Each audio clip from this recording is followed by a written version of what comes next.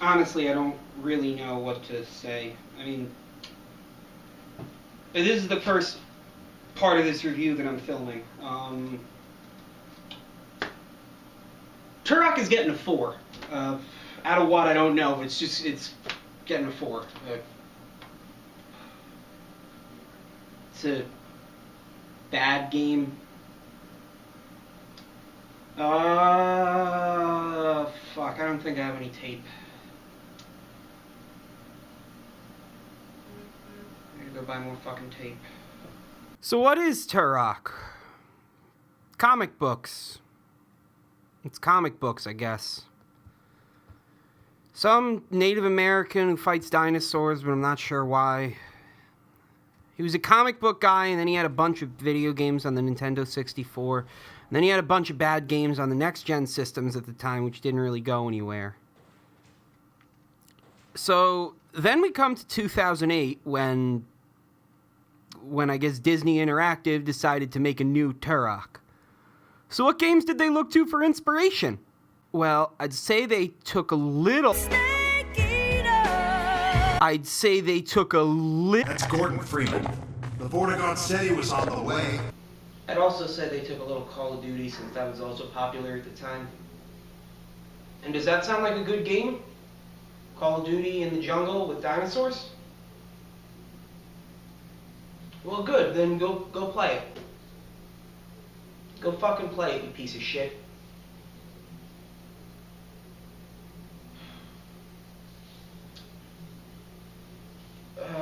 I guess we'll start with like a score of 30.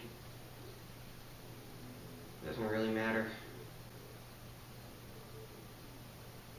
I can't stay in this room, it's bumming me out.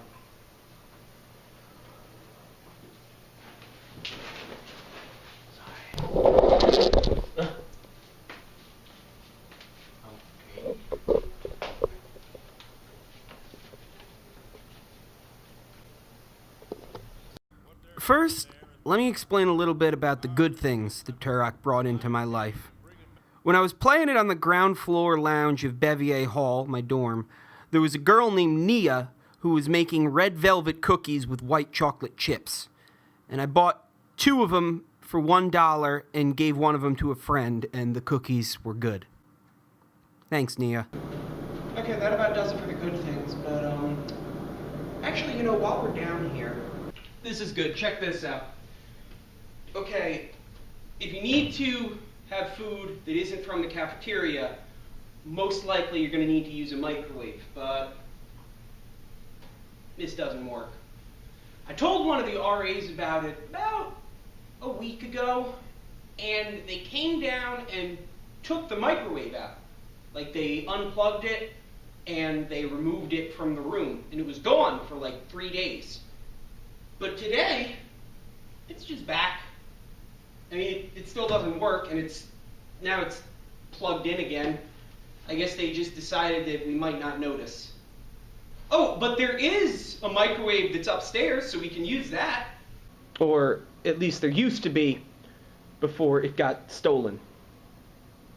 And no one knows what happened to it. So what do? Can I buy my own microwave? No, because that's against the code of conduct.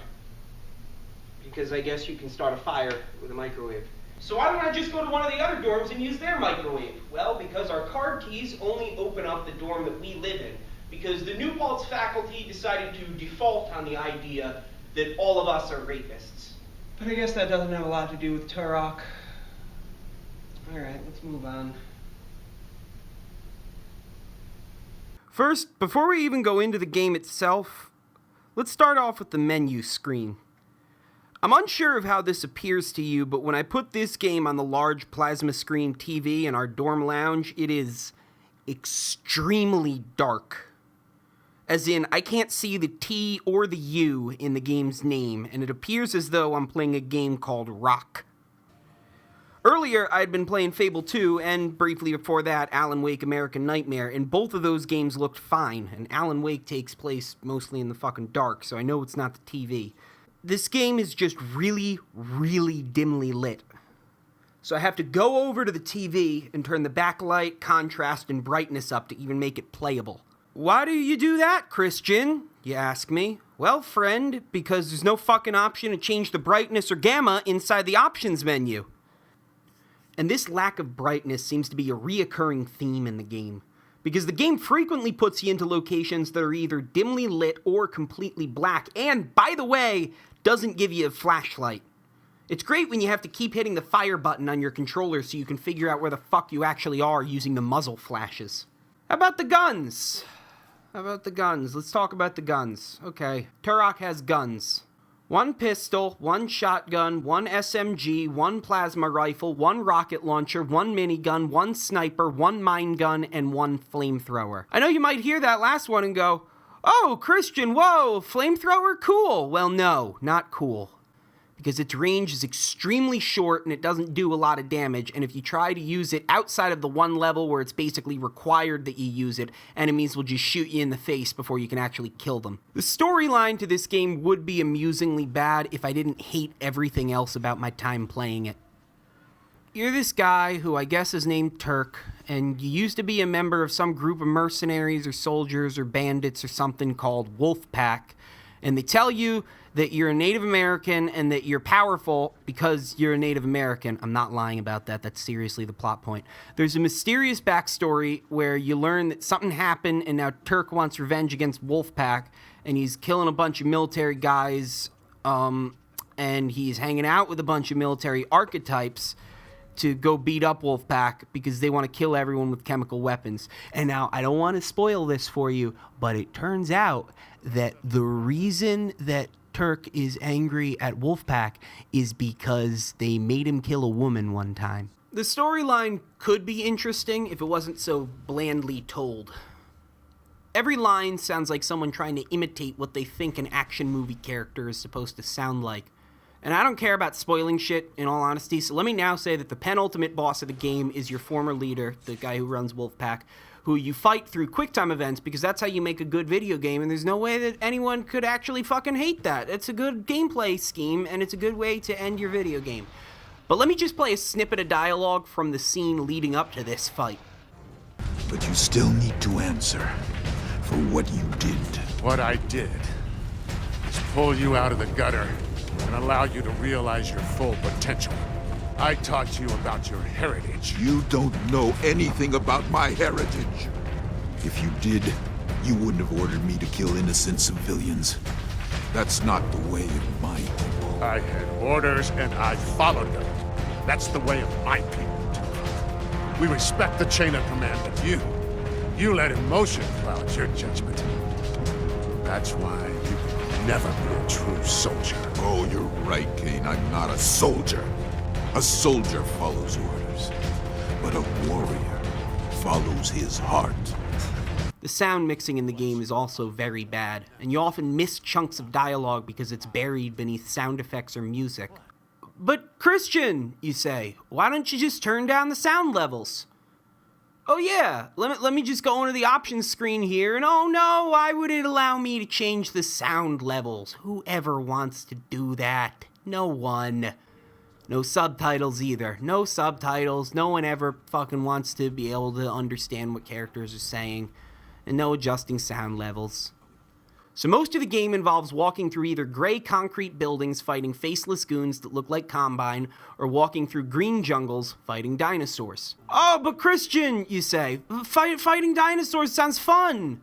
Well, yes, it does. I'd hedge a bet to say that dinosaurs are much scarier than zombies, and they can be utilized fantastically in video games.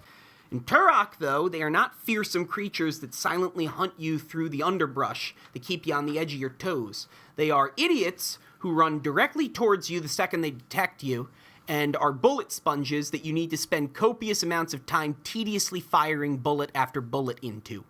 Or, of course, you can just do cinematic takedowns with your knife. You know, I never thought a game would give me an appreciation for Rogue Warrior, because in Rogue Warrior, the takedowns were easy as hell to pull off, and there was like 25 of them, which made them kind of fun and cathartic. In Turok, there is no melee button. In order to do a takedown, which is really your only viable option when you fight against 6 fucking velociraptors, since they run really goddamn fast and attack you all at once, and you're invincible during takedowns, you have to first equip your knife and then position yourself just right, not even to the front, but a little bit to the side of an enemy, and then hit the trigger right when they're like 2 inches from your face. And if you try hitting the trigger before you are in this magic fairy tale zone, or any other time for that matter, Turok just does a strange thrust with the knife, which to my knowledge is nothing more than an animation, because I was never actually able to get it to connect with any enemy I fought. I don't think it does any damage. When you do connect, you get a takedown animation. 1 per dinosaur. And this becomes really glaring when you pull it off 7 times in a row, because Turok is doing the exact same animation over and over and over again. When you're not fighting dinosaurs, you fight the Combine guys. There's supposed to be stealth during these segments, but it's basically impossible to pull off. Enemies notice you randomly, and once they see you, there is no way to go back into stealth mode. Using your bow to pick them off from a distance is fun. It's probably the most fun I actually had in the game, but it's barely actually used. Apart from the lack of stealth, the normal gunplay isn't fine for 2 primary reasons. One of which I have been saving for the end of this review because it's a fucking doozy. Firstly, the checkpoint system is wretched. And I mean like lose 15 to 30 minutes of progress because you just died wretched. Now, this would just be a minor hassle if it weren't for the other thing, the crowning jewel of why Turok is such a displeasure to play. The damage system. Alright, so before we even breach this, let's talk for a moment about regenerative health. There's a lot of hatred towards it, and while I don't necessarily feel that abject despondency towards it, I kind of get it. When you play Doom, if you're low on health, you can't duck around a small wall into a corner and hope that the enemy AI isn't smart enough to figure out where you are within 15 seconds. You have to keep going and man your way through it until you die or find a health pack. This keeps the action moving, and to an extent prevents you from dwelling on some of the smaller details, like how blocky and pixelated everything is. But with regenerative health, especially games which try to go the realistic route, the pace of the game slows to a crawl. You find yourself sitting around doing nothing just as much as you actually find yourself playing the game. And it's a pervasive tendency that is seeped into the majority of the first-person shooter games on the market. Now, with this said, I don't think regenerative health is always a bad thing. I mean, The Darkness for the Xbox 360 had regenerative health, and it's one of my favorite games of all time. But in The Darkness, all of your actions had a strong air of power. When you blasted an enemy with a shotgun, they didn't shrug it off like they do in Turok. They screamed out, sometimes they went flying backwards and acted as though they had actually been hit. Likewise, when you were hit with gunfire, it played out the fact that despite having all these crazy demon abilities, you were still trapped in the shell of a human being.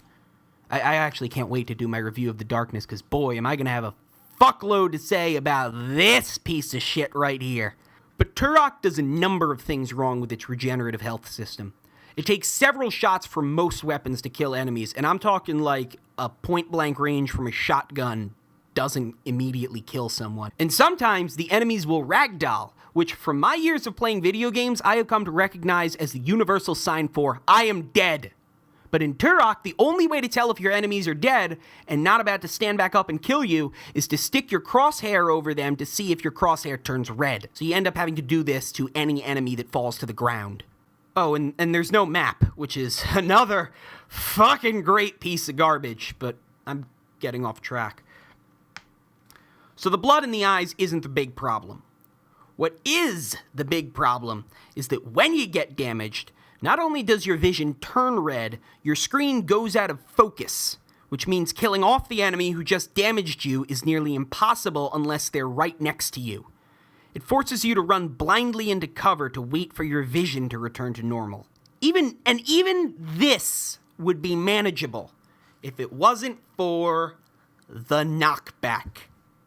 When you get hurt in Turok by either dinosaurs, explosions, concussive blasts, or sometimes even plain old bullets, you go sprawling backwards and flying into the air, which takes control out of your hands for the time it takes Turok to get back up onto his feet.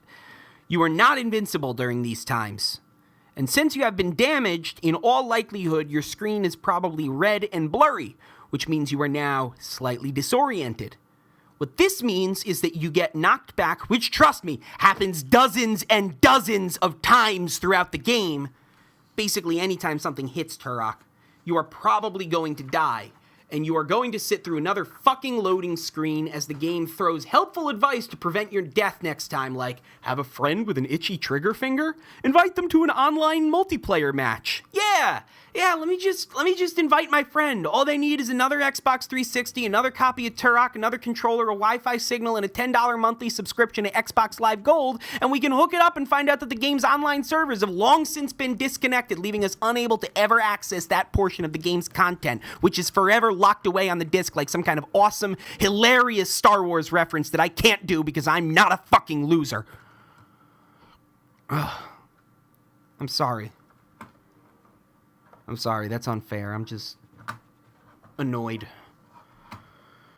But you know what's even better? Sometimes, but not always, you'll rotate 180 degrees when you get knocked backwards. So you'll be even more confused and disoriented at the red, blurry, dimly lit mess in front of you. You know what I love? I love it when guns have both limited ammo and overheat meters. I love that.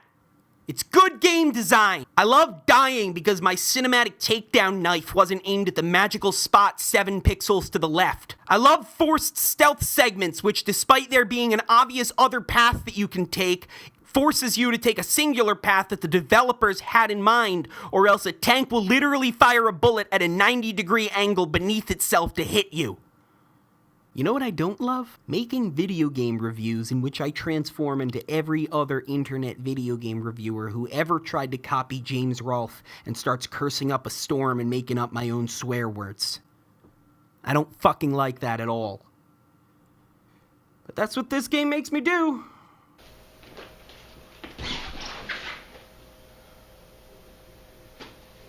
Well, they didn't have any duct tape at the school store. They only had Scotch tape, the kind that you put in the dispenser. And I don't have a car, and the roads are too icy to bike, so I just got that. It was $7.01. $7.01. Thanks, New Paltz.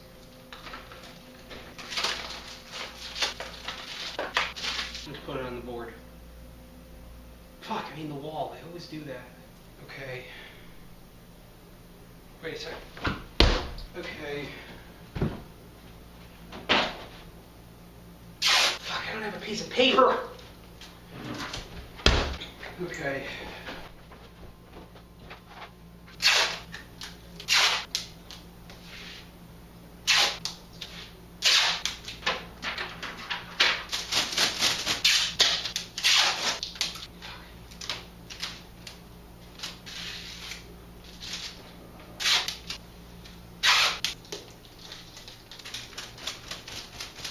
Why am I getting sweaty just putting a poster up?